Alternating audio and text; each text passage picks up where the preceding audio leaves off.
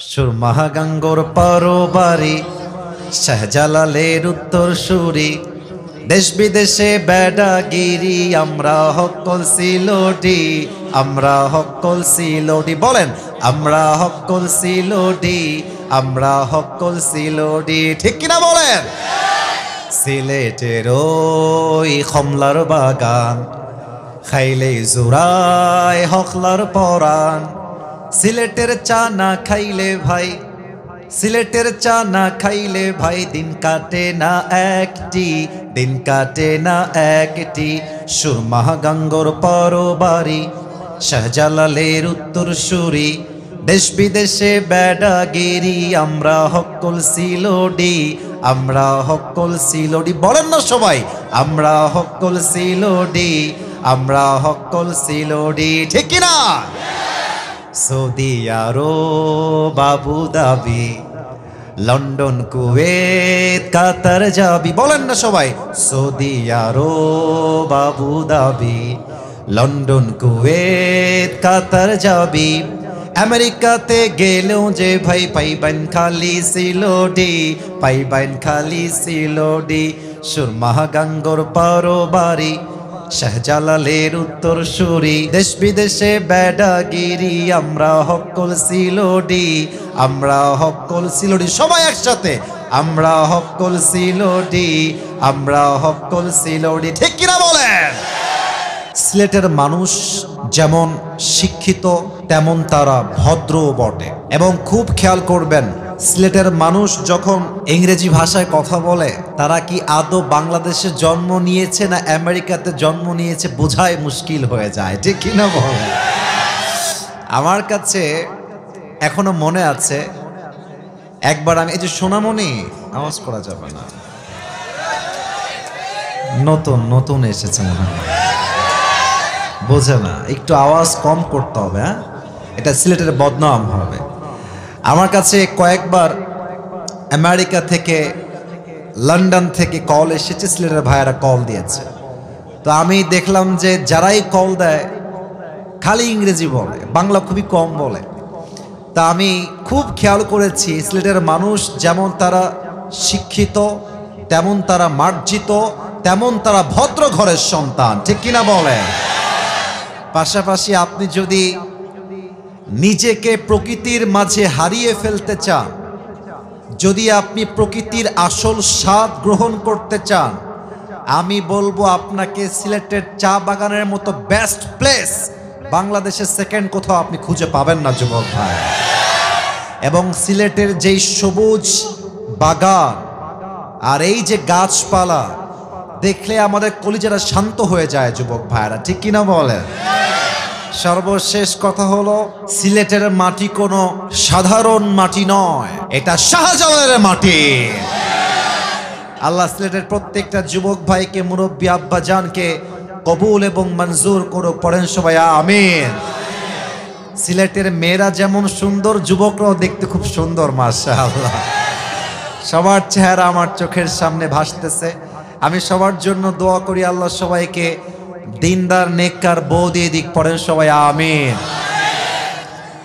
যারা আমিন খাও নাই তারা কেউ বউ পাওয়া নাই আবার বলেন সবাই জবান খুলে আমিন আমার মনে হয় যুবকদের জীবনের সবচেয়ে বড় কষ্টই হচ্ছে বউ নাই সিঙ্গেল আমরা আর আব্বারা কেন যেন বোঝে না বিয়ের যে বয়স হয়ে গেছে বোঝে না আমার মনে হয় যুবকদের চরিত্র কম্বল দিয়ে ঠিক করা যাবে না ল্যাব দিয়ে ঠিক করা যাবে না একমাত্র বউ দিয়ে যুবকদের চরিত্র ঠিক হবে আল্লাহ আব্বা জানদেরকে বোঝার তৌফিক দান করুক পড়েন সবাই আমিন আর সিলেটি প্রত্যেকটা যুবককে বলবো বাবুরা যদি জীবনে ভালো কিছু করতে চাও আব্বা আম্মার মুখকে উজ্জ্বল করতে চাও টাকা পয়সা কামাই না করলে দুনিয়ার কোথাও তুমি দাম খুঁজে পাবা না যদি মনে হয় লন্ডন গেলে বড়লোক হবো লন্ডন যাও যদি মনে হয় আমেরিকা গেলে ভালো হবে আমেরিকা যাও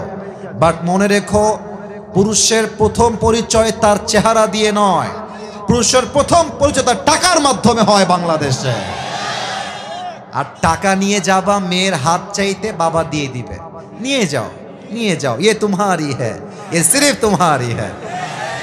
আর তুমি বলবা টাকা নাই আমার কাছে, বলবে তুমি কে বাবু, তোমাকে তো চিনতে পারছি না। আর টাকা নিয়ে গেলে তোমার মাথায় চুল না থাকলেও টাকলা হলো মেয়ের বাপ তোমাকে মেয়ে দিয়ে দিবে। আর যদি টাকা কামাই না করো, তোমার দিন কেমন হবে জানো? চাচা বাড়ি ঘর তো সাজানো কেন, হেনা কোথায়? আর চাচা বলবে বাবা হেনার বিয়ে হয়ে গেছে, তুমি বাস খাও, তুমি গাঞ্জা খেয়ে ঘুরে বেড়াও। এজন্য পুরুষের জীবনে টাকা ছাড়া তার কোনো পরিচয় হতে পারে না। আল্লাহ সবাইকে হালাল ভাবে কামাই করার তৌফিক দান করুন, পড়েন সবাই আমিন। আপনারা বিবাহিত কারা কারা একটু হাত তুলবেন, বিবাহিত কারা কারা? আচ্ছা হাত নামা। আর এবার যাদের বউটো কেউ নাই, সিঙ্গেল কারা, তারা একটু হাত তোলো। ইন্না লিল্লাহি ওয়া ইন্না ইলাইহি রাজিউন। কারো বউ নাই? আমি বিশ্বাস করি না। আচ্ছা হাত নামাও, আমি দোয়া করে দিই আল্লাহ সবাইকে দিনদার নেককার বউ দিয়ে দিক, পড়েন সবাই আমিন। আর অনেক মায়েরাও মনে হয় আমার ওয়াজ শুনছেন, বোনেরাও আমার ওয়াজ শুনছেন, সবাইকে বলবো বিয়ের সময় আসলে এই গাঞ্জাখোর বাদ দিয়ে চরিত্রবান যুবক একটু পছন্দ করার চেষ্টা করবেন আপনার। আচ্ছা মেয়েদের রুচি এত খারাপ কেন বলো তো তোমরা আমাকে? যত সব টিকটক আর গাঞ্জাখোরকে মেয়েদের পছন্দ হয়, দাড়িওয়ালা যুবককে মেয়েদের পছন্দ হয় না। আল্লাহ এমন মেয়েদেরকে হেদায়েত দান করুক, পড়েন সবাই আমিন। আমরা 3টা তাকবীর দিয়ে তাফসীরে ফিরে যাব, টাইম ইজ টু শর্ট, অল্প সময়। প্রথম তাকবীর দিবেন আমার প্রিয় বিবাহিত ভাইরা, আগে একটা কাশি দেন বিবাহিত ভাইরা। আওয়াজ খুব বেশি নাই বিবাহিত ভাইদের। আচ্ছা বিবাহিত ভাইরা তাকবীর দিবেন, সিঙ্গেলরা চুপচাপ থাকবেন। বিবাহিত ভাইরা নারায়ে তাকবীর। এই আওয়াজ ভালো ছিল, আওয়াজ ভালো ছিল মাশাআল্লাহ। এবার সিঙ্গেলদের পালা।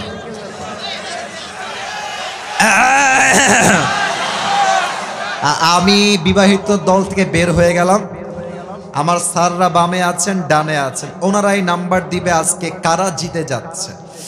সিঙ্গেল ভাইরা আমার সঙ্গে তাকবীর দাও, দেখবো আজকে কাদের গায়ের জোর আসলে কত বেশি। সিঙ্গেল ভাইরা নারায়ে তাকবীর। বিবাহিত ভাইরা আমাকে মাফ করে দিয়েন, সিঙ্গেলরাই জিতে গেছে। আচ্ছা এবার সবাই মিলে একটা তাকবীর দিবেন, এমন জোরে তাকবীর দিবেন সিলেটের মানুষ তাকবীরের ঠেলায় আসিফ হুজুর স্টেজ ভেঙে উল্টে নিচের দিকে পড়ে যাবে, ঠিক আছে? সবাই একটা কাশি দেন। দেখা যাক কত জোরে আপনারা তাকবীর দিতে পারেন আজকের মাহফিলে। নারায়ে তাকবীর। আল কোরআনের আলো। আমার সামনে একটাও কাপুরুষের বাচ্চা নয়, সব বীর পুরুষের বাচ্চাগুলো আমার সামনে বসে আছে। নারায়ে তাকবীর। আল কোরআনের আলো, আল হাদিসের আলো, কোরআন হাদিস যেখানে, আলেম ওলামা যেখানে, সিলেটবাসী যেখানে, আল্লাহ রাব্বুল আলামিন যেন কবুল করে, পড়েন সবাই জবান খুলে আমিন। আজ আমরা কোরআন থেকে যে সূরার তাফসীর পেশ করব in a very short time, সেই সূরাটার নাম হলো সূরাতুদ দুহা। বলেন সবাই সূরাটার নাম। বামে আওয়াজ হচ্ছে, আওয়াজ করা যাবে না। সূরাটার নাম হচ্ছে সূরাতুদ দুহা। বলেন সবাই সূরাটার নাম কি সিলেটের ভাইরা? দুহা। আমার পুরো আলোচনাটাই হবে সূরাতুদ দুহার থেকে। আমি আশা রাখবো কোনো যুবক কিংবা কোনো মুরব্বী কিংবা কোনো মা বা বোন তার কান এবং দিল মাহফিলের মাঠ থেকে বাহিরে যাওয়া যাবে না। তবে একটা কথা গ্যারান্টি দিয়ে বলতে পারবো। আচ্ছা বলেন তো আপনাদের মনে সবার দুঃখ কষ্ট আছে না নাই? আরে কথা কন, আছে না নাই? আজকে এই সূরার তাফসীর যে শুনবে শেষ পর্যন্ত, from beginning to the last, আমি আসিফ হুজুর এতটুকু সিলেটের মাটিতে ইনশিওর করে বলতে চাই, সূরাতুদ দুহা আপনার মনের সমস্ত হতাশা, সমস্ত কষ্ট, সমস্ত দুঃখ নিমিষেই দূর করে দিবে। কোন সবাই সুবহানাল্লাহ। আসুন আমরা সূরা সম্পর্কে বেসিক কিছু নলেজ আগে নিয়ে নেই। এই সূরাটা আছে 30 নম্বর পারায়। বলেন সবাই কত নম্বর পারা? এই সূরাটার আয়াত সংখ্যা হচ্ছে 11টা। বলেন সবাই কয়টা? না, এটা সিলেটের সাউন্ড হইল না। বলেন সবাই কয়টা? এই সূরাটা এমন একটি সূরা যে সূরাটা মাদানী চ্যাপ্টারে নাজিল হয় নাই, বরং এই সূরাকে মাক্কি জীবনে নাজিল করেছে একজন। আওয়াজ দিয়ে বলেন সবাই তিনি কে? আমি আসিফ আজকে লম্বা কোনো সময় নিয়ে তাফসীর করতে পারবো না। In a very shortcut way আমি কিছু কথা বলছি, খুব ভালো করে কোট করে নিবেন, মাথায় বসায় নিবেন, অন্তরে বসায় দিবেন। এই সূরা দোহা প্রত্যেকটা যুবককে আজকে শিখিয়ে দিবে কষ্টের সময় ভেঙে পড়লে চলবে না, কষ্টের সময় মাজার হারকে শক্ত করে আরো 10 ধাপ সামনে এগিয়ে যাওয়া লাগবে। এই সূরা প্রত্যেকটা যুবককে আজকে শিখিয়ে দিবে একটা মেয়ে ছাড়লে কি হবে। দুনিয়াতে একটাই পুরী নাই, আরো কয়েক লক্ষ সুন্দরী মেয়ে বাংলার মাটিতে আছে। এই সূরা দোহা তোমাকে শিখাই দিবে whatever you have lost in your past, that was nothing. Allah will give you something that will definitely make yourself happy. যা হারিয়েছো ওইটা পারফেক্ট ছিল না, আরে যে চলে গেছে সে তো আমার হওয়ার যোগ্যতাই তার ছিল না। আর যেইটা আমার নেক্সট আমার কপালে আছে ওইটা আমার জন্য better, perfect and best option. ঠিক কিনা বলেন? This is the lesson of সূরাতুদ দুহা। আসুন আমরা সূরা দুহাকে মোট 3টা ভাগ করব। Look at my 3 fingers. 3টা আঙ্গুল দেখবেন আর জবান দিয়ে উত্তর দিবেন সিলেটের ভাইরা। সূরা দুহাকে আমরা কয়টা ভাগে তাফসীর করব? একটু আস্তে হয়ে গেল, বলেন সবাই কয়টা? আসুন এই সূরার আয়াত সংখ্যা আমরা আরেকবার শুনে নেই। আয়াত সংখ্যা হচ্ছে মোট 11টা। বলেন সবাই কয়টা? যে কোনো সূরার তাফসীর করতে গেলে first you have to know about the background. When Allah subhanahu wa ta'ala has revealed this surah and why Allah subhanahu wa ta'ala has revealed this surah. এই সূরা কখন নাজিল হয়েছে, কোন প্রেক্ষাপটে নাজিল হয়েছে এবং কেন নাজিল হয়েছে, এটা না জানলে সূরার সেন্ট্রিক্যাল যে ম্যাটারটা আছে, সেন্ট্রাল থিম যেটা আছে, সাবজেক্ট ম্যাটার যেটা, মূল আলোচ্য বিষয় যেটা, এটা আপনার বুঝে আসবে না। ঠিক কিনা বলেন? আসুন আগে আমরা প্রথম 2টা আয়াতের তেলাওয়াত করি, তারপরে শানে নুজুল বলব। আল্লাহ রাব্বুল আলামিন বলছেন ওয়াদ-দুহা ওয়াল-লাইলি ইযা সাজা।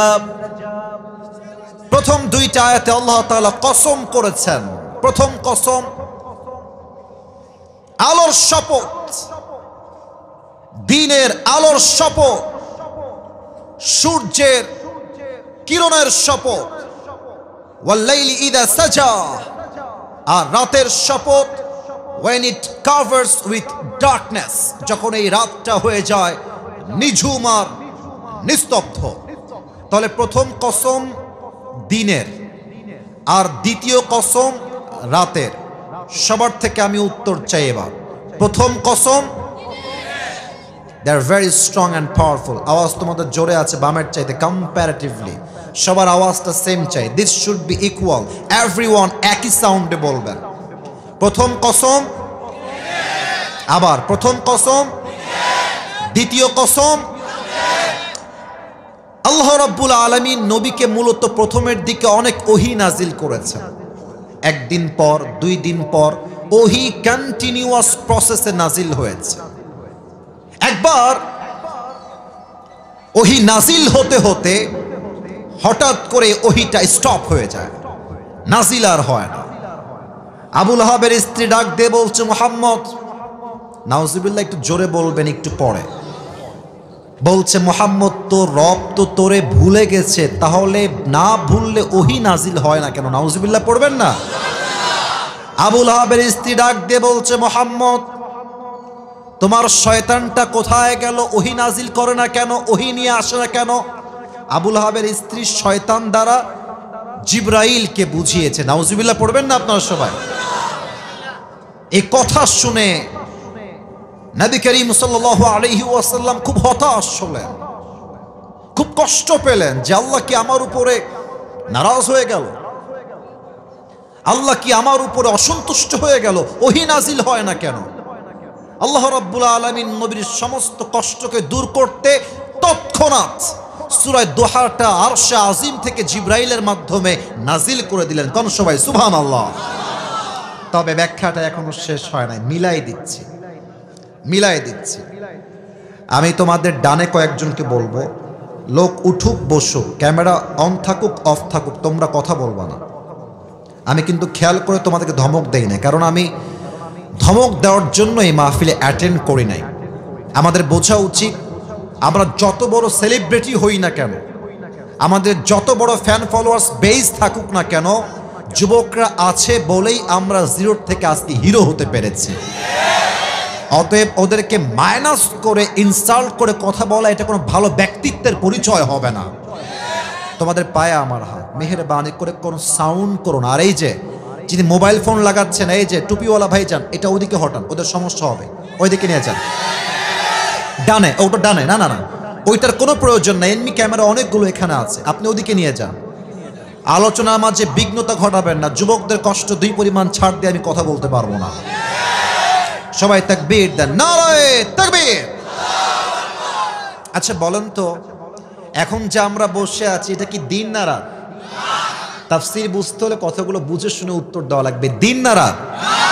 রাত। ওয়াজআলনাল লাইলা লিবাসা ওয়াজআলনান নাহারা মাআশা। আল্লাহ রাব্বুল আলামিন রাতকে বানিয়েছেন শান্তির জন্য, দিনকে বানিয়েছেন কাজের জন্য। সারাদিন কাজ করে আপনি যদি রাতের বেলা ঘুম না দেন, সকালবেলা কাজের গতি হারায় ফেলবেন।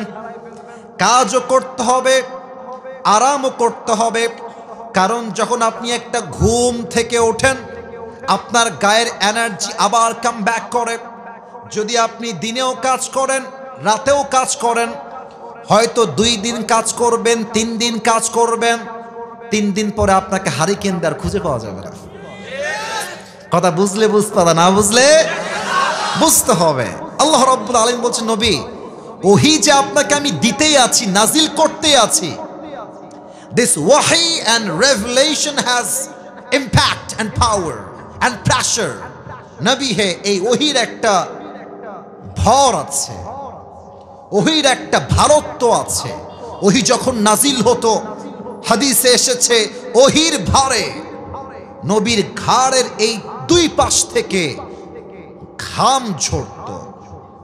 রানে যে ভর করে সাহাবা একরাম বলেছেন, নবী করিম সাল্লাল্লাহু আলাইহি ওয়াসাল্লাম যখন ওহী অবস্থায় কারো রানে ভর করে ঘুমাতেন, ওহীর প্রেসারের চাপে মনে হতো সেই রানটা ভেঙে 2 আধখান হয়ে যাবে। আল্লাহু আকবার, ইয়া রাসূলুল্লাহ, ইয়া হাবিবাল্লাহ। ওহী যদি নাজিল হতেই থাকে, এর একটা প্রেসার আছে। আপনি একদিন অসুস্থ হয়ে যাবেন, এর মানে হলো দিন শেষে রাত না আসলে যেমন ভালো লাগে না, আরাম না করলে যেমন ভালো লাগে না, আমি আল্লাহ রাব্বুল আলামিন যদি ওহী নাজিল করতেই থাকি, আপনি একদিন অসুস্থ হয়ে যাবেন, দুর্বল হয়ে যাবেন। এই জন্য আমি আল্লাহ রাব্বুল আলামিন ওহীকে বন্ধ করে দিয়েছি।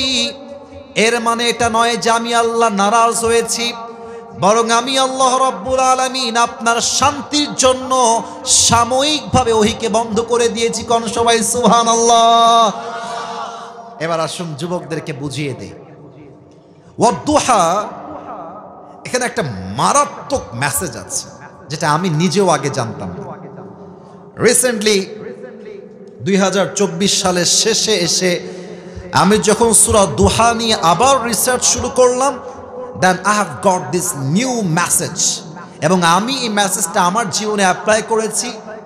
আমি আপনাদেরকে ওয়াল্লাহি আল্লাহর কসম করে বলছি, আল্লাহ আমার সাক্ষী, আমার জীবনটা আগে হয়তো বা 70 ভাগ সুন্দর ছিল, এই মেসেজটা অ্যাপ্লাই করার পরে আমার জীবনটা 100-তে 100 ভাগই সুন্দর হয়ে গিয়েছে। সুবহানাল্লাহ। তাহলে মেসেজটা কি কম দামি না বেশি দামি? বামে আওয়াজ পেলাম, আপনাদের আওয়াজ পাইনি। কম দামি না বেশি দামি?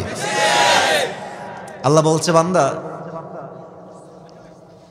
দিন শুরু হয়ে গেল, সূর্য উঠে গেল, তার মানে গতকাল যা হয়েছে माइनस, भूल जाओ, जो हो गया, उसके बारे में सोचना नहीं है। नतून सकाल माने निउ अपरचुनिटी, नतून सकाल माने होच्छे निउ चांस, नतून सकाल माने होच्छे समस्त कष्टके भूले नतून एकटा प्रभाते नतून करे जीवनटा आबार शुरू करा। ठीक किना बोलेन?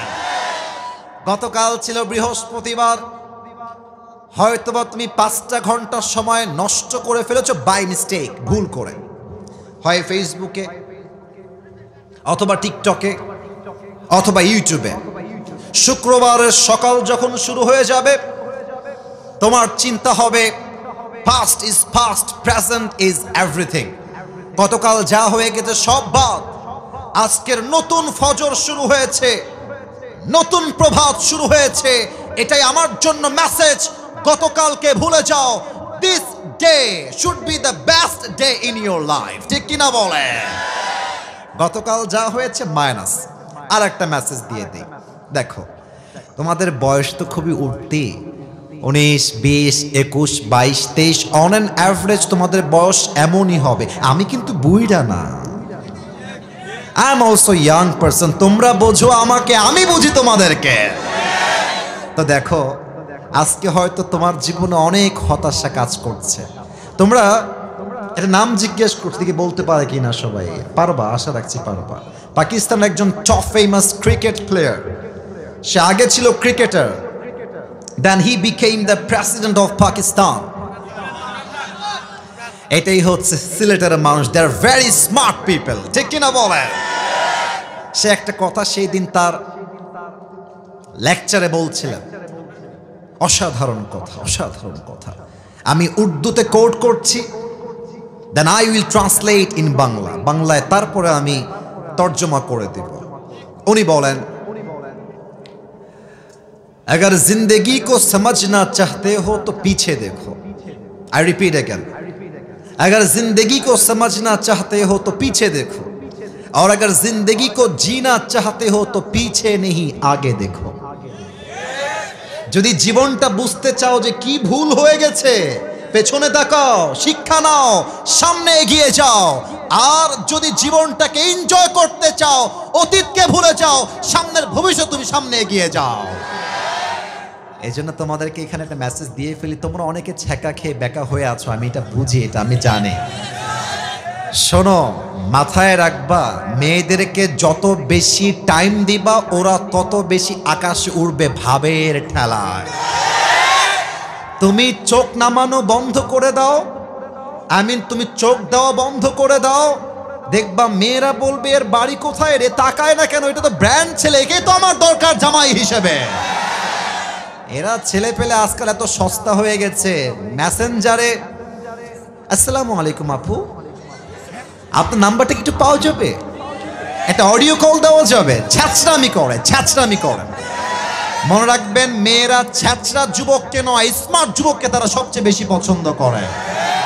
অতএব আপনার চিন্তা হবে, গতকাল হয়তো আমাকে অনেকে ইগনোর করেছে, হয়তো আমি যাকে পছন্দ করতাম সে আমাকে বাদ দিয়ে আরেক জায়গায় বিয়ে করেছে। আমি আজকে যদিও বাপ্পারাজ হয়ে আছি, তবে আগামীকাল দিন আসবে, এমন একটা দিন যেই দিন আমার ক্যারিয়ার এমন ভাবে আমি প্রতিষ্ঠিত করব, যেই মেয়ে আজকে আমাকে ছেড়ে গেছে এরকম কয়েক লাখ মেয়ে আমার পেছনে বিয়ের জন্য লাইন ধরে দাঁড়িয়ে যাবে।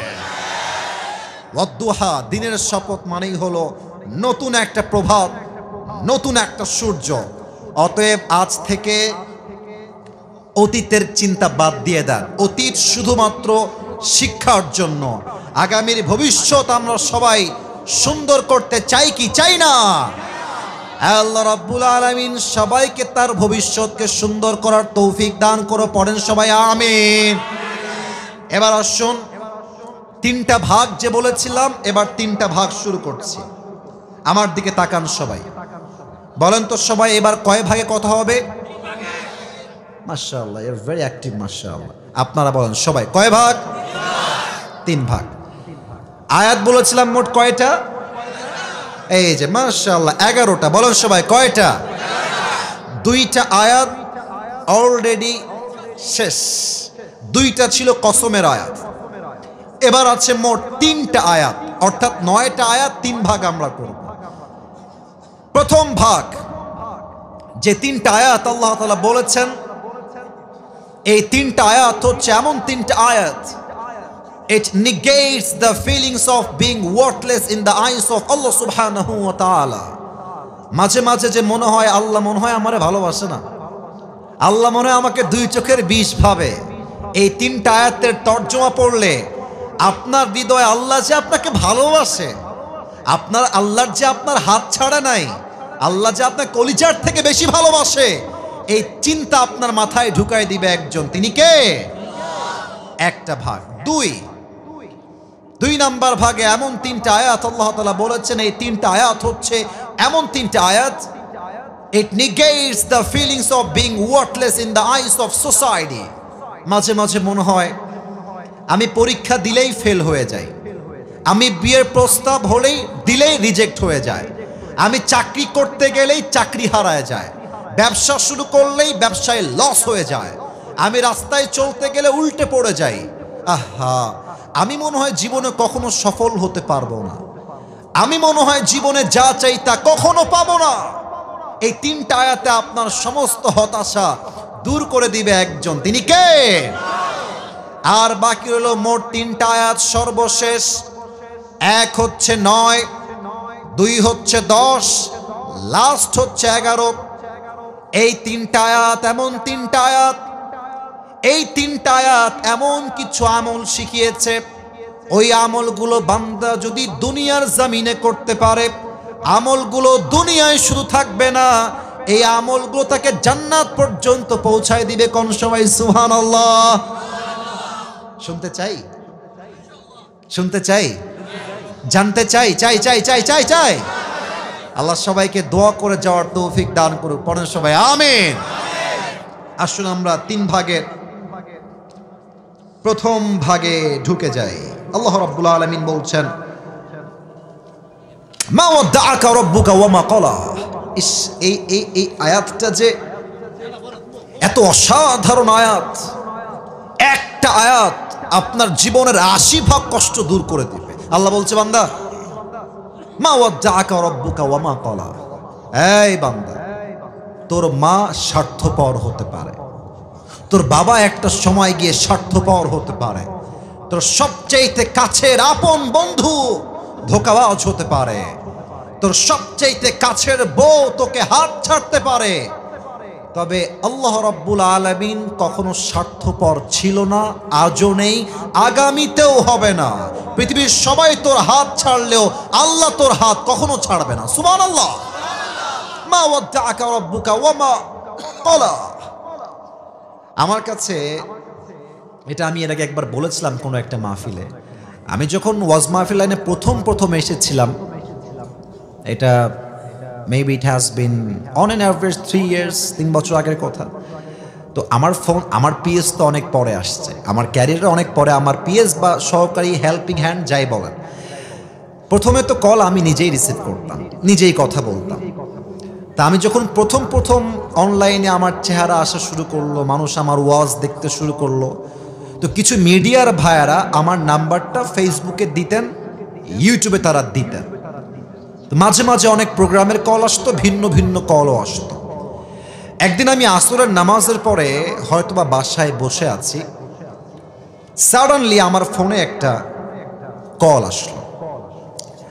আমি ভাবলাম কে হবে, আমি রিসিভ করি, কথা বলি। প্রথমে কল ধরে সালাম দিলাম, দেখলাম একজন মেয়ে বা একজন মা কল দিয়েছে। তো আমি কলটা রিসিভ করে সালাম দিলাম, কথা বললাম।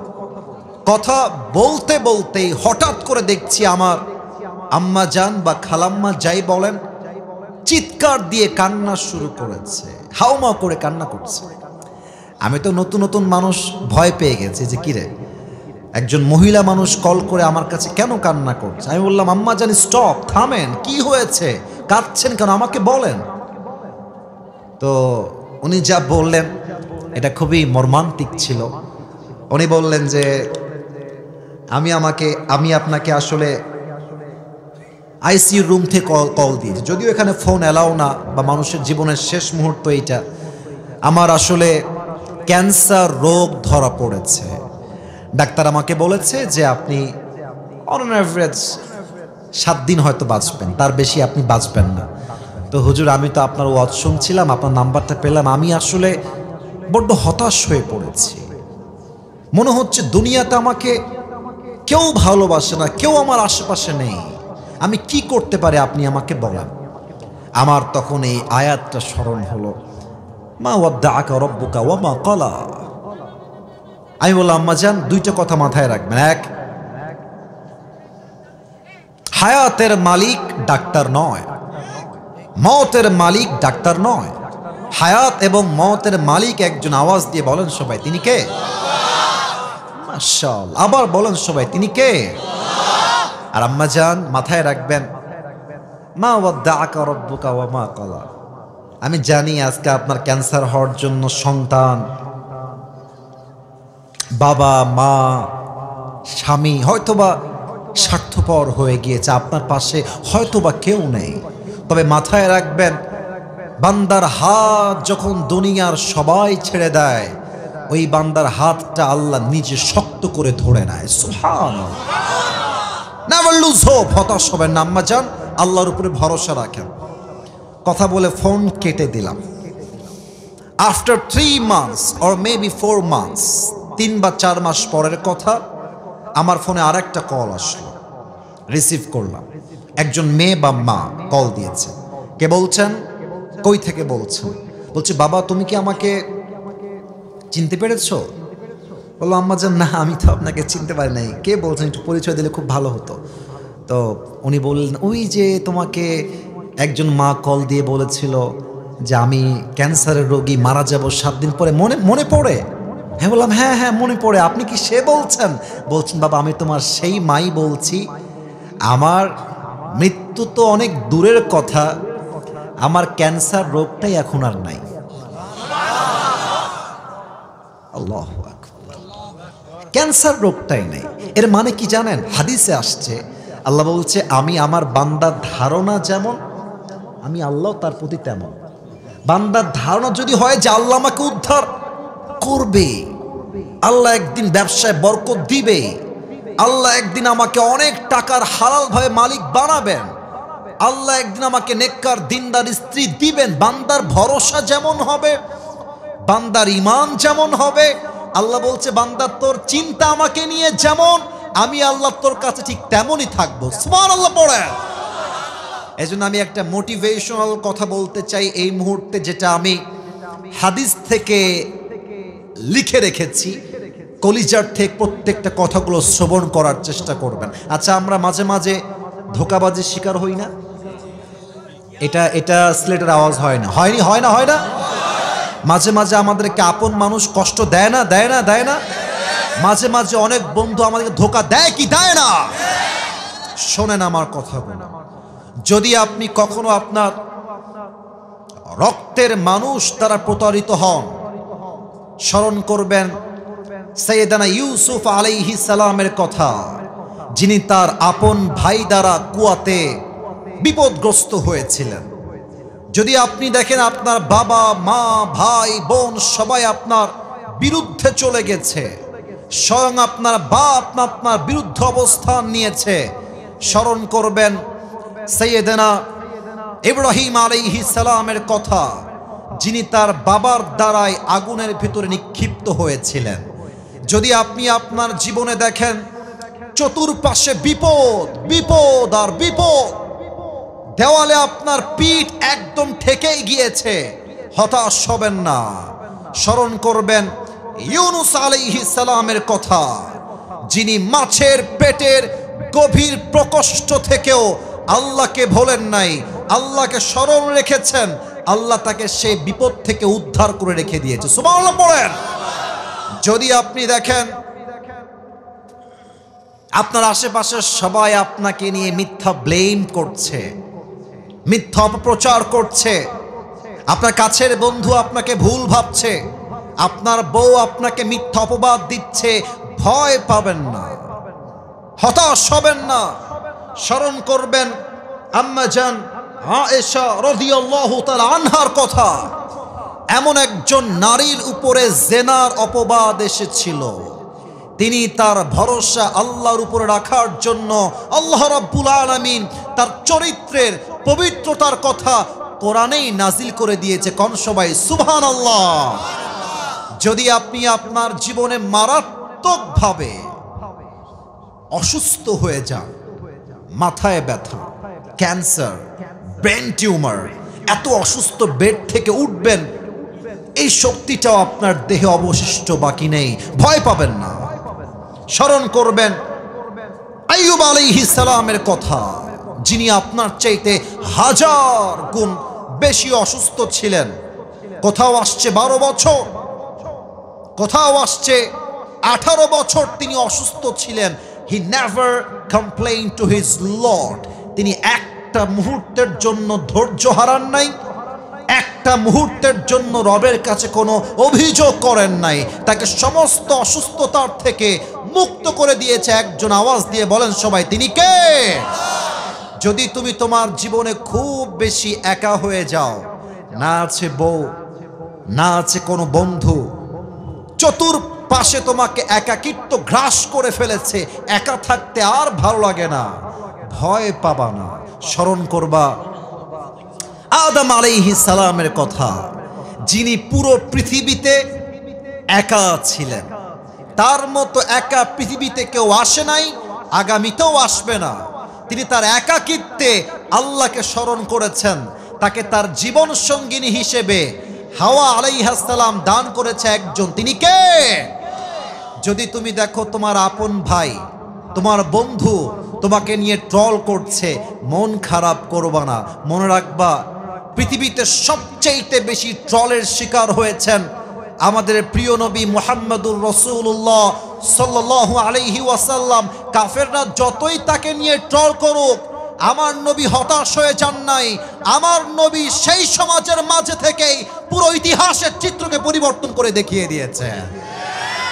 অতএব সুখে দুঃখে ভরসা করবেন এক সত্তাকে। আওয়াজ দিয়ে বলেন সবাই, তিনি কে? আল্লাহ রাব্বুল আলামিন বলছেন, মা ওয়াদ্দাকা রাব্বুকা ওয়া মা ক্বালা। ও আমার বান্দা, তোর হাত সবাই ছাড়তে পারে, সবাই তোর সঙ্গে বেঈমানি করতে পারে, স্বার্থপর হতে পারে, বাট তোর হাত আজীবনের জন্য ধরে রাখবে একজন। আওয়াজ দিয়ে বলেন সবাই, তিনি কে? এই হচ্ছে 3টা আয়াতের প্রথম আয়াত। বাকি 2টা আয়াত জাস্ট ট্রান্সলেট করছি। আপনাদের কথা বুঝতে কোনো সমস্যা হচ্ছে না তো? আমার কথা কি বোঝা যায়? যায় যায় যায় যায় ওয়ালাল আখিরাতু খায়রুল লাকা মিনাল উলা। The life of hereafter is much more better than this worldly life. একটা তরজমা। আর একটা তরজমা হচ্ছে your next and future will be better than the past. তরজমা আমি 2টা করেছি, আবারও বলছি। আপনারা সিলেটের মানুষ, তাই এত মজা করে কথা বলছি, কারণ আমি জানি আমার চাইতে বেশি স্মার্ট যুবকরা আমার সামনে বসে আছে, ঠিক কিনা বলেন? আবারও তর্জমা করছি, আগে বুঝো। আল্লাহ says in this ayah, the life of hereafter is much more better than this worldly life. 1 নম্বর তর্জমা। নাম্বার 2 হচ্ছে your future will be better than the past. 1 নম্বর তর্জমা কি হলো তাহলে? আল্লাহ বলছে, বান্দা, দুনিয়ার চাইতে আখিরাত হচ্ছে 1000 গুণ বেশি উত্তম। একটা তর্জমা। আর একটা তর্জমা হলো আজকের দিনটা খারাপ হতে পারে, গতকালের দিনটা হয়তোবা খারাপ ছিল, বাট আগামীর দিনটা আজকের চাইতে 1000 গুণ বেশি উত্তম আল্লাহ নিজেই বানাই দিবে। সুবহানাল্লাহ পড়েন না, এত আস্তে হইলে আমি মন খারাপ করবো। বলেন সবাই সুবহানাল্লাহ, আর একবার কোন সবাই সুবহানাল্লাহ।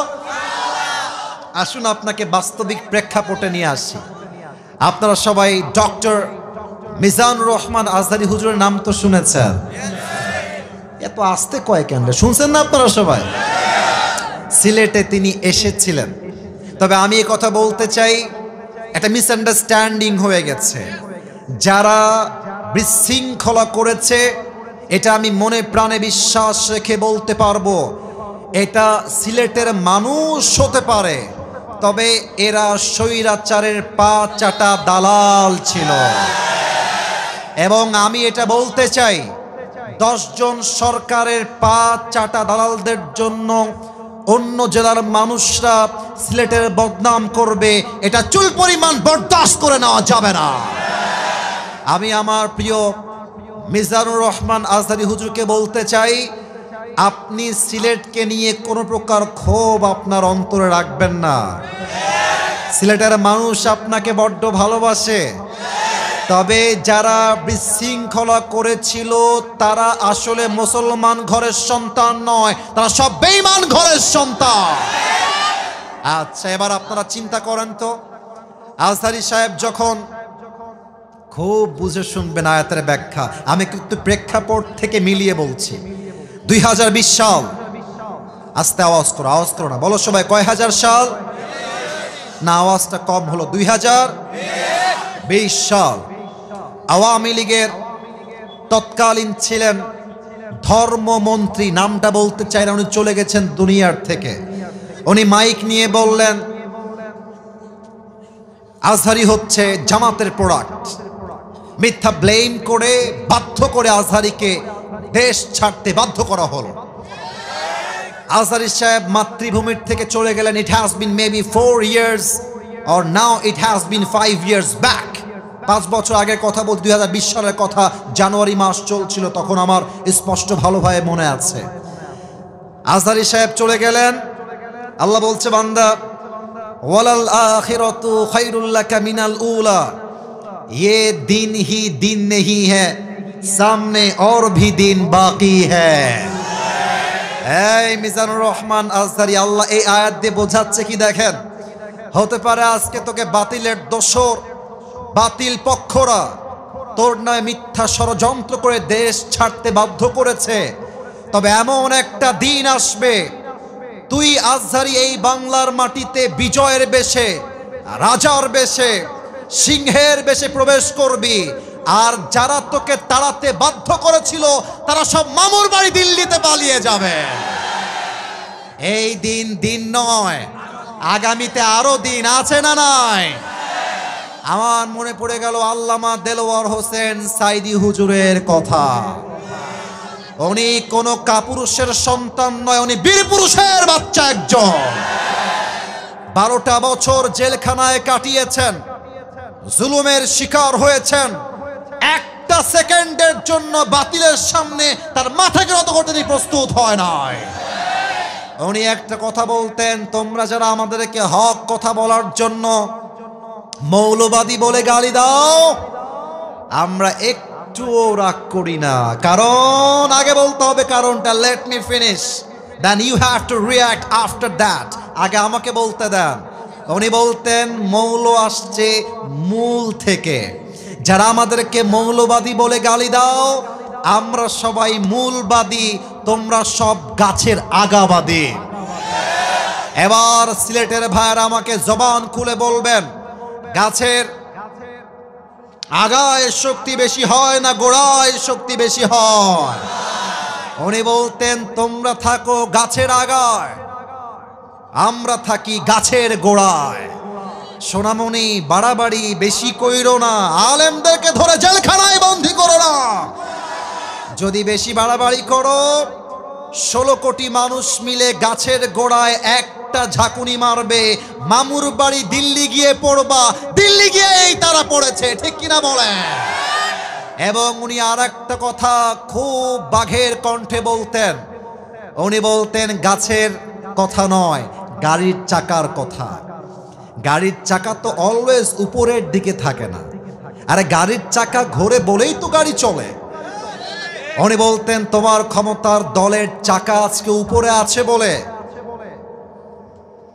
যারা ধরছো আলেমদেরকে, জেলখানায় বন্দী করছো, হত্যা করছো, জুলুম করছো, মামলা করছো, মনে রেখো এটাই সময়, আসল সময় নয়।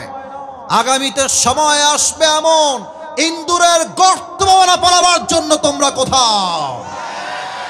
এবার বড় কথা কি অবাস্তব হয়েছে না বাস্তব হয়েছে? অবাস্তব না বাস্তব। অতএব যারা এখন লাইভে এসে বক্তব্য দিয়ে ভাবছেন আবার ক্ষমতার চেয়ার দখল করবেন, আমরা বলবো এটা কোনো মামুর বাড়ির আবদার না। আমি তো বিশ্বাস করি আমার কলিজার থেকে, যদি আগামীতে কোনো স্বৈরাচার আমার দেশের চেয়ারকে দখল করতে চায়, ওই স্বৈরাচারকে পতন ঘটাবার জন্য এই সিলেটের জমিন থেকে একজন শহীদ আবু সাইদ নয়, দুইজন নয়, হাজার হাজার শহীদ আবু সাইদ মাথায় কাফনের কাপড় বেঁধে বুকের তাজা রক্ত দিয়ে শহীদ হওয়ার জন্য জীবন দেওয়ার রাস্তায় নামতে বাধ্য হবে। দুই হাত তুলে বলো সময় ঠিক কিনা?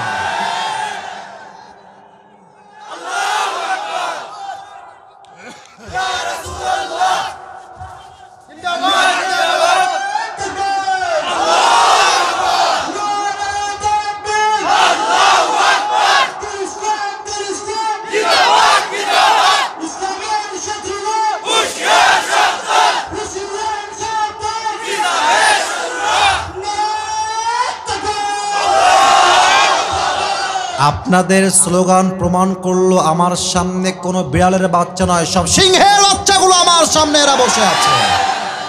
আপনারা কি ভয় পান? আপনারা কি ভীতু হয়ে মরতে চান? আপনারা কি বাতিলের পক্ষ নিয়ে মরতে চান? আল্লামা মামুনুল হক সাহেব নাম শুনছেন না? বলেন সবাই, নাম শুনছেন না? উনি একটা কথা বলেন, তুমি যদি বাতিলের পক্ষের দালাল হয়ে তোমার মাথা নিচু না হয়, আমি তো হকের পক্ষের দালাল, আমার মাথা নিচু হবে কেন? মাথা যদি নিচু করতে হয় তোমাকে তোমার মাথা নিচু করতে হবে। আমার মাথা আগেও উঁচু ছিল, আগামীটাও উঁচু থাকবে, ঠিক কিনা বলে? আল্লাহ রাব্বুল আলামিন বলছে, বান্দা শোনো শোনো, ওয়ালাল আখিরাতু খায়রুল লাকা মিনাল উলা। যদিও আজকের দিন খারাপ যাচ্ছে, যদিও গতকালটা খারাপ ছিল, বাট আগামীর দিনটাকে উত্তম করবে একজন। আওয়াজ দিয়ে বলেন সবাই, তিনি কে?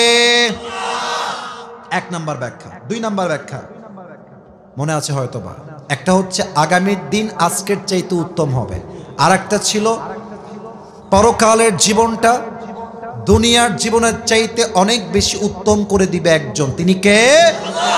আচ্ছা, পরকালের জীবনটা উত্তম হবে কেন একটু বোঝাই বলি। একটা ব্যাখ্যা, প্রথম ব্যাখ্যা হলো, আমার দুই হাত দেখেন সবাই, দেখা যায়? আরে কথা কোন ভাই, দেখা যায়?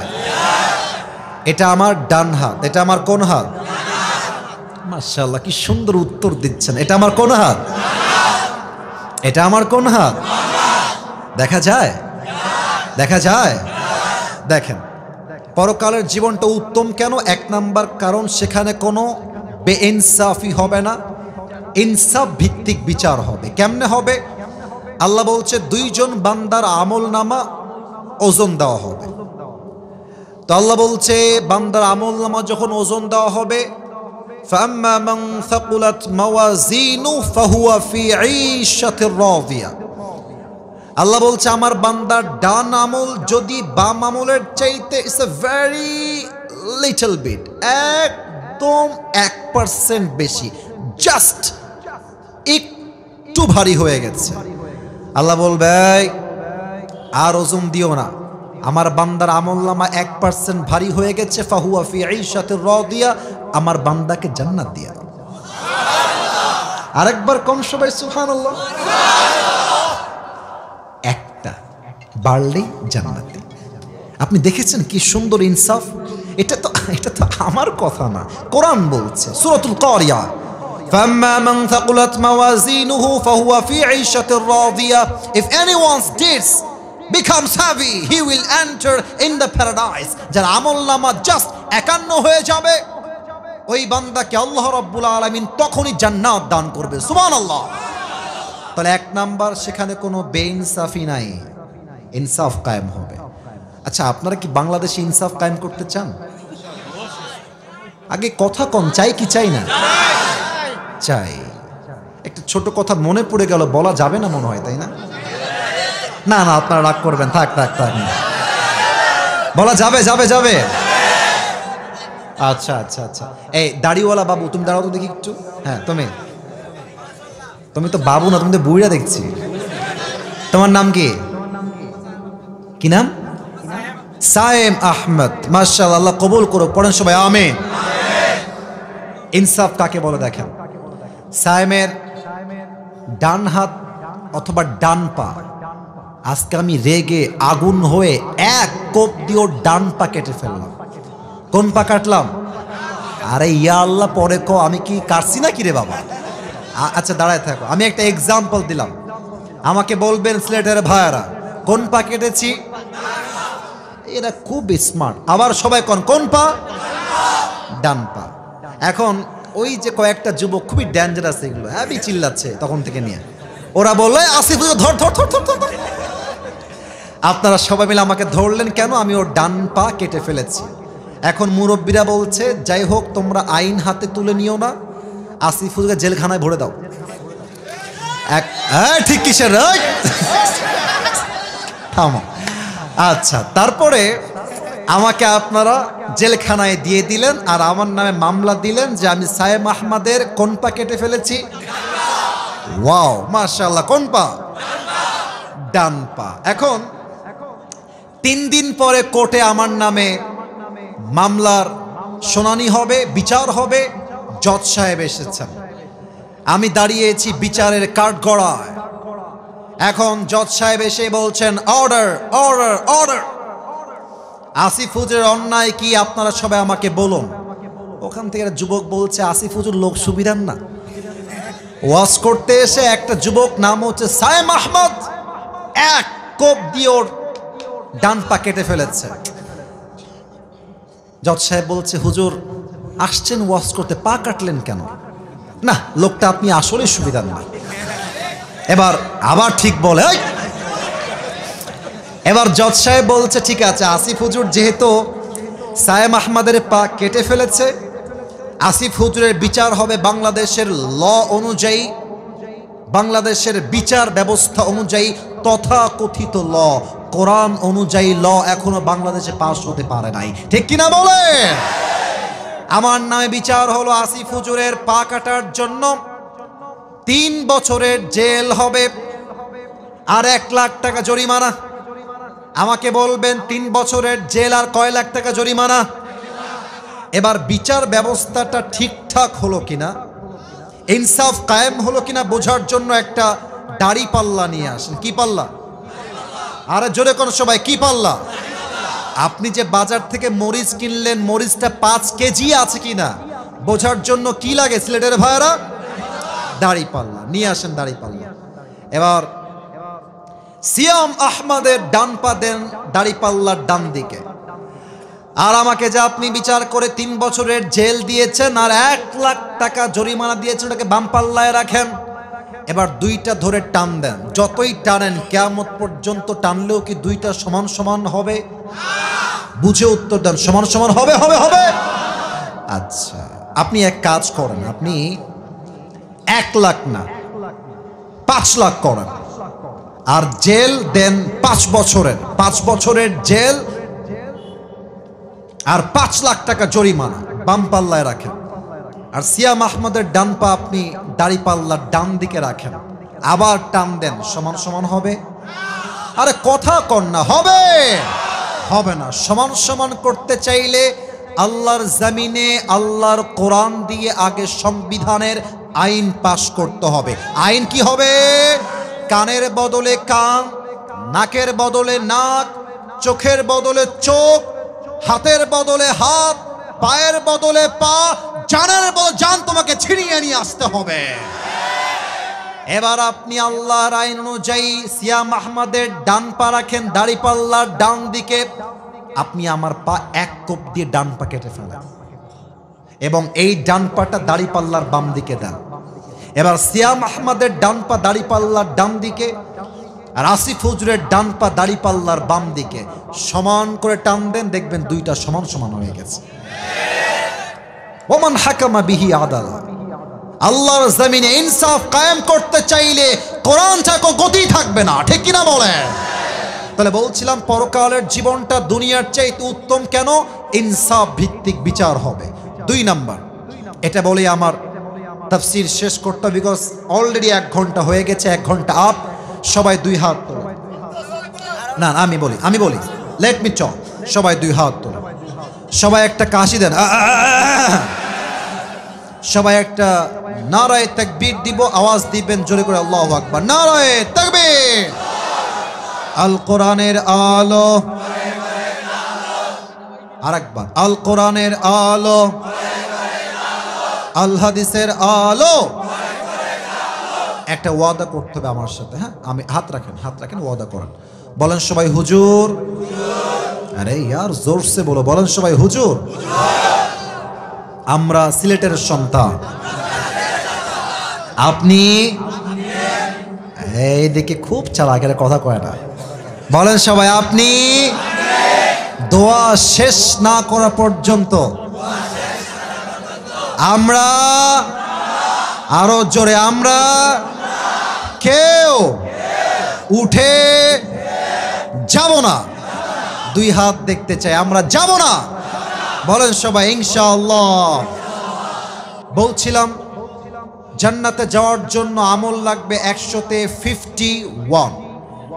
তবে কিয়ামতের ময়দানে একজন বান্দা দাঁড়াবে যার আমল নামা হবে দুইটাই 50-50, 50-50। সিলেটের মানুষ বড্ড চালাক। বলেন তো, যার আমল নামা দুইটাই 50-50, জান্নাতে যাওয়ার জন্য তার আমল লাগে আর মাত্র কয়টা? আবার কোন সবাই কয়টা?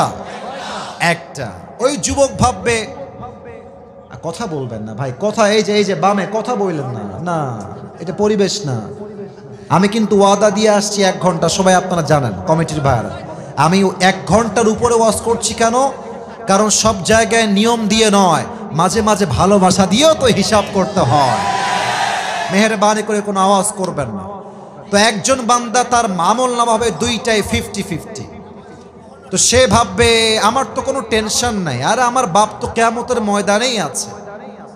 আমার আব্বাকে জাস্ট বলবো, আব্বা তুমি আমাকে একটা আমল দাও, বলার সঙ্গে সঙ্গে আব্বা একটা আমল নামা দিবে, I will enter in the paradise, আমি জান্নাতি হয়ে যাব। যদিও বা এই হাদিসটা আমি নিজে পড়ি নাই, এই হাদিসটা আমি শুনেছি পাকিস্তানের একজন টপ ফেমাস স্কলার, তার নাম হলো মাওলানা তারিক জামিল। নাম শুনেছেন আপনারা সবাই? তারিক জামিল। তিনি বললেন, ওনার ভাষা হচ্ছে উর্দু ভাষা। উনি বললেন বান্দার আমল নামা যখন 50-50 হবে, আল্লাহ বলে বান্দা যাও একটা আমল নিয়ে আসো। বাপের কাছে যাবে, আব্বা मुझे जन्नत में जाने के लिए बस एक আমল की जरूरत है আব্বা, একটা আমল হলেই তোমার ছেলে জান্নাতি হয়ে যাবে আব্বা, জাস্ট একটা আমল আমাকে দান করো। আব্বা বলবে, কে তোমার আব্বা? কিসের বাবা? বের হও। আমার তো বউ ছিল না, বাপ হব কই থেকে? বের হয়ে যাও। একটা আমলের জন্য ছেলের পরিচয়কে সোজা অস্বীকার করে দিবে। যুবকটা মায়ের কাছে আসবে, আম্মা জান, বাপ আমাকে চিনতে পারছে না, আপনি আমাকে না করবেন, আম্মা আমাকে একটা আমল দেন, একটা আমল দিলেই আমি জান্নাতি। মা বলবে, আরে কে মা? কিসের মা? বের হও। मेरी तो दुनिया में शौहर ही नहीं थी, मेरी बेटा कहां से आएगा? আরে যার স্বামী নাই তার সন্তান আসবে কই থেকে? বের হও। মা, বাবা, বউ, বাচ্চা কেউ তাকে চিনবে না। মাওলানা তারিক জামিল বললেন, ওই যুবকটা একটু আমাকে দেখবেন সবাই, আমি একটা প্র্যাকটিক্যালি অভিনয় করে একটা জিনিস দেখাতে চাই। ওই যুবকটা ডান হাঁটু আর বাম হাঁটু বুক পর্যন্ত নিয়ে আসবে, আর এই 2 হাতটা কপালের কাছে দিয়ে মাথা নিচু করে চিৎকার দিয়ে কান্না করবে। একটা আমল আমাকে কেউ দিল না আজকে। একজন যুবক আসবে, এসেই বলবে, এই ভাই তুমি ইতনি পেরেশান কিউ হো, চিন্তা কিসের তোমার? কথা বলতে মানা করলাম না পেছনে তোমাদেরকে? What's the hell, what is this? কতবার বলতে হয়? আশ্চর্য কথাবার্তা। মানা করছি, ইচ্ছা মতো কথা বলতেছি, পেছনে তাফসীর করতেছি, মেজাজটা হট করে দাও। তাকবীর দেন সবাই, নারায়ে তাকবীর। মাফ চাচ্ছি ভাই, টু বিং রুড, আমি এরকম ছেলে না। আপনারা আওয়াজ করবেন, আমাকে শেষ করতে দেন। আল্লাহ রাব্বুল আলামিন একজন যুবককে তার কাছে পাঠাবেন। যুবক বলবে, ভাই তুমি তি পেরেশান কিউ হো, তোমার চিন্তা কিসের, আমাকে বলো। যুবক বলবে, আরে ভাই তুমি কে, তুমি যাও তো এখান থেকে। বাপ চিনছে না, মা চিনছে না, বউ না, বাচ্চা না, সন্তান না, তুম কौन होते हो मेरी मददगार। আরে ভাই আপনি জানতো। যুবক বলবে, ভাই প্লিজ आप मुझे बताइए कि आपको क्या चाहिए, আপনি বলেন না আপনার কি লাগবে। ওই যুবকটা এবার মাথা নিচের থেকে উপরের দিকে তুলবে, ডাক দিয়ে বলবে, ভাईजान मेरी दोनों अमल बराबर हो गया है, जन्नत में जाने के लिए मुझे बस एक अमल की जरूरत है। भाई আমি জান্নাতি হয়েই যাচ্ছিলাম, দুইটা আমল জাস্ট সমান সমান হওয়ার জন্য আমি জান্নাতি হতে পারছি না, আমার একটা আমল হলেই আমি জান্নাতি। আপনি কি পারবেন একটা আমল দিতে আমাকে? যুবক বলবে, আর ইউ শিওর যে আপনার একটা আমল লাগবে? বলবে, ইয়েস মুঝে বাস এক আমল কি জরুরত है। আপনি দিবেন ভাই? যুবক বলবে, আচ্ছা ভাই ঠিক আছে, ওই একটা আমল আজকে আমি আপনাকে দান করব। তো জোরে পড়েন সুবহানাল্লাহ, আর একবার পড়েন সবাই সুবহানাল্লাহ। যুবকটা তো থান্ডার, অবাক হয়ে যায়। আরে বাপ দিচ্ছে না, মা দিচ্ছে না, আপনি কে ভাই? আপনি কি সত্যি আমাকে একটা আমল দিবেন আজকে? আরে ভাই নিবেন কিনা তাই কম। আরে ভাই দেন দেন দেন দেন। একটা আমল নিয়ে সোজা আল্লাহর কাছে দিবে, আল্লাহ ये देखो मुझे एक अमल मिल गया है, मुझे अभी के अभी जन्नत में दाखिल करा दो। अल्लाह এই যে একটা আমল পেয়ে গেছি। তো মাওলানা তারিক জামিল বললেন, বান্দা যখন বলবে আল্লাহ একটা আমল পেয়ে গেছি, আল্লাহ কি সব দেখে না? কথা কোন, আল্লাহ সব দেখে না? আল্লাহ সব জানে কি জানে না? আল্লাহ বলবে, এই বান্দা तुझे एक अमल आज किसने दे दिया? अरे তোকে একটা আমল দিল কে?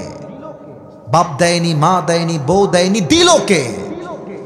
जुबक बोलबे, अल्लाह हादा अखी, ये जो मेरी भाई है इसने मुझे एक अमल दिया है। अल्लाह আমার ভাই আজকে আমাকে একটা আমল দিয়েছে। আল্লাহ বলবে, এই বান্দা doesn't make any sense, তোর মাথা ঠিক আছে?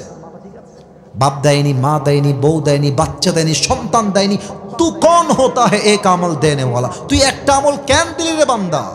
কি কারণ? ওই যুবক ডাক দিয়ে বলবে, अल्लाह मेरे पास सिर्फ एक ही अमल है, अगर ये है तो भी मैं जहन्नमी हूं, और अगर नहीं है तो भी मैं जहन्नमी हूं। अल्लाह আমার কাছে আমল আছেই মাত্র একটা, ও থাকলেও আমি জাহান্নামী, ও না থাকলেও আমি জাহান্নামী। তা আমি ভাবলাম, আমি যদি একটা আমল আমার ভাইকে দান করে দেই, আমার ভাই আজকে জান্নাতি হয়ে যাবে। তা আমি ভাবলাম এটা আমার কাছে দেখে কোনো লাভ নাই, দয়া করে মায়া করে আমি আল্লাহর দিকে তাকিয়ে একটা আমল তাকে দান করে দিয়েছি। সুবহানাল্লাহ। আল্লাহ বলবে, ও আচ্ছা আচ্ছা, তার মানে তুমি তোমার রবের চাইতে খুব দয়াময় হতে চাও?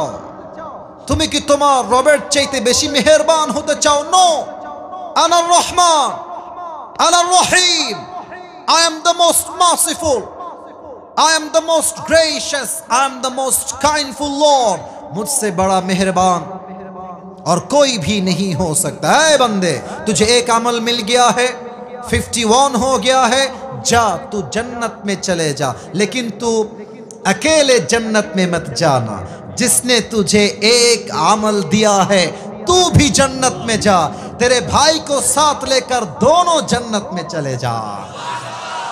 এই বান্দা তুই একা যাস না, তোর যেই ভাই তোকে আজকে একটা আমল দিয়ে সহযোগিতার হাত বাড়িয়েছে, তুইও জান্নাতে যা, তোর ভাইকে নিয়ে দুইজন একসঙ্গে জান্নাতে যা। সুবহানাল্লাহ। ওয়ালাল আখিরাতু খায়রুল লাকা মিনাল উলা, তারপরে ওয়ালা সাউফা ইউতিকা রাব্বুকা ফাতারদা, indeed Allah will give you something that will definitely make yourself happy। আপনি অতীতে যা হারিয়েছেন এর চাইতে অধিক উত্তম কিছু আপনাকে দান করবে একজন। আওয়াজ দিয়ে বলেন সবাই, তিনি কে?